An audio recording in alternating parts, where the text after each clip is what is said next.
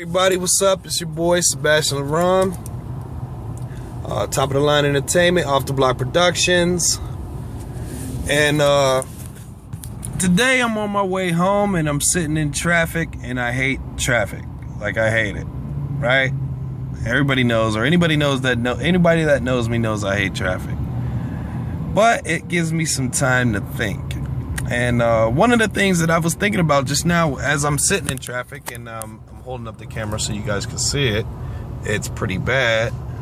One of the things that I was thinking about is motivation, man.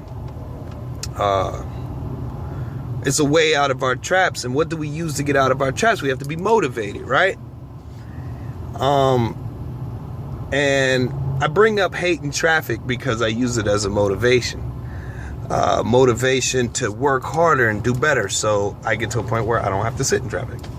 You know, maybe I can move closer to where I work, or, you know, have somebody drive me around. That'd be nice, but I wouldn't have to worry about traffic, and that's just a small thing. But one of the things that came to my attention is that, you know, I've told you guys, I get up every morning and I do the same thing. You know, I go to my office and I turn on my computer, check my emails, talk to Ray, talk to Rhea, and, you know, see what the team got going on for that day. And then normally check the Kickstarter. And I checked it every day since we posted our first Kickstarter ad. And to tell you the truth, nothing's changed. I'll be quite honest, we've had, what, $300 in donations to get this movie made. And people would say, hey, man, maybe you guys can't do it, or maybe it's not going to happen. You know, we're all over the place talking about the film. We try to appeal to everybody, and maybe it's us not getting our point across or something. Maybe we're not explaining ourselves correctly, or whatever. And I want to say, like, I use that as motivation, man. Maybe there's something I'm not doing right. And I relate that to being trapped, because the first thing, when situations don't go our way, or they're not going the way we wanted them to, instead of pointing fingers, you guys, we have to first take a look in the mirror and say, what am I doing wrong? Is there something I can do better? Is there something that I'm not doing better? You know, am I getting away of myself? And that's one motivating tool. The thing that I want to talk about the most, though, is that where motivation comes from. I'm sure if I asked the question to 1,000 people, I could get 1,000 different answers where motivation comes from. You know, I've seen people get motivated by money, or seen people motivated by envy or hate, or love, for instance, love for their children, for their husband or wife, and love for what they do. And as I was thinking about motivation, I was thinking about where my motivation comes from. And to be quite honest with you, motivation and power to change and power to do something with yourself comes from truth. Everybody that knows me knows that one of my New Year's resolutions was not to lie to myself about myself. And it's funny because everybody sees us different from how we normally see ourselves. Sometimes we see ourselves as less than what we are. Sometimes we see ourselves as more than what we are. You know, I do it often. The guy that's sitting right here talking to you right now sees himself 10 years from now, 15 years from now. I see myself as the man that I want to be, and how to work to get towards that, because the man that I am is not my end goal.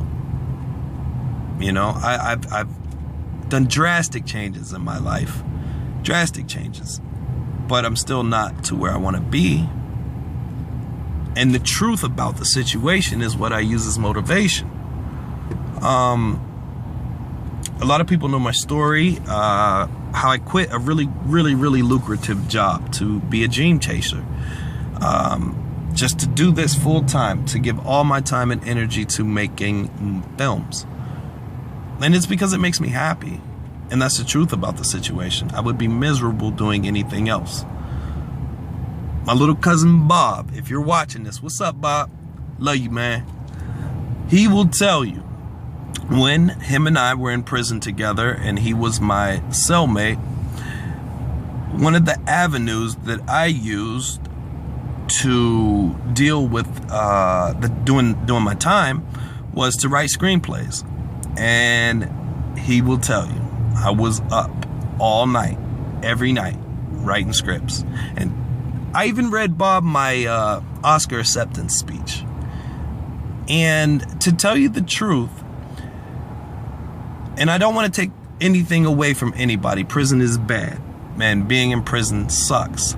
However, at those times when I was just about to finish a new script or just starting to work on one, I forgot I was in prison. And I was happy.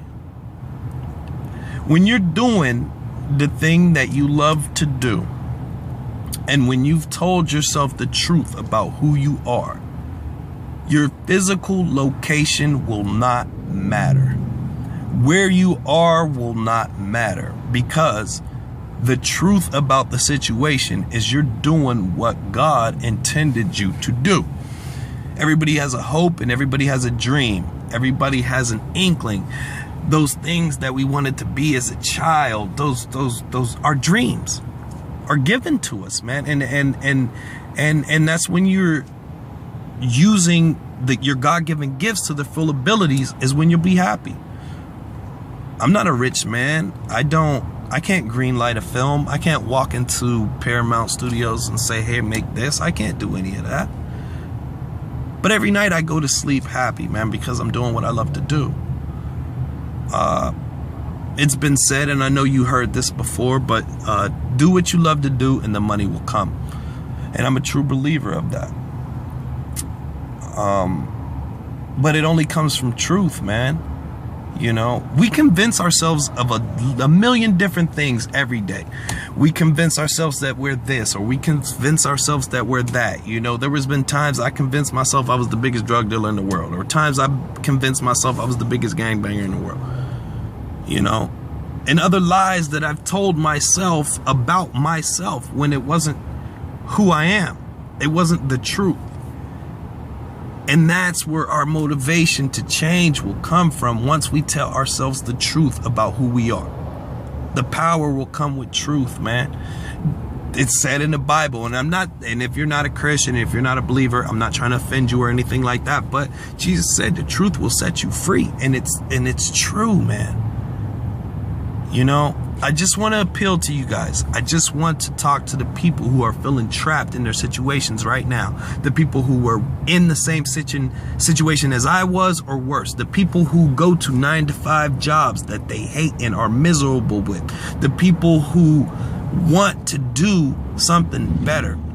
The only thing that I want to say to you is start getting real with yourself about yourself. Tell yourself the truth about who you are, man. Tell yourself the truth about where you want to be in life. You know, it's painful. Change is painful.